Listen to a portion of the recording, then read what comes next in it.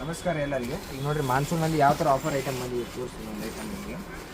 ಎಲ್ಲ offer range item. ಮುಂಚೆ ಎಲ್ಲ ಈ ಐಟಮ್ ನಿಮಗೆ ಪ್ರೈಸ್ ಎಲ್ಲ 350ಇಂದ 450 ಪ್ರೈಸ್ ರೇಂಜ್ವರೆಗಿತ್ತು. ಆದರೆ ಮಿಕ್ಸ್ನಲ್ಲಿ ಬರ್ತೈತೆ. ಓಕೆ, ನಿಮಗೆ ಆಫರ್ನಲ್ಲಿ ನಿಮ್ಗೆ ಅಪ್ ಟು 50% ಡಿಸ್ಕೌಂಟ್ ಇರ್ತವೆ ಇಂಥ ಮಿಕ್ಸ್ ಐಟಮಲ್ಲಿ. ಒಂದ್ಸಲ ಐಟಮ್ ಎಲ್ಲ ತೋರಿಸ್ತೀನಿ. ಎಲ್ಲ ಡಿಸೈನ್ ಮಿಕ್ಸ್ ಇದೆಲ್ಲ 350ಇಂದ 450ವರೆಗೆ ರೇಂಜಿನ ಐಟಮ್ ಇರ್ತವೆ ಎಲ್ಲ ಮಿಕ್ಸ್ನಲ್ಲಿ.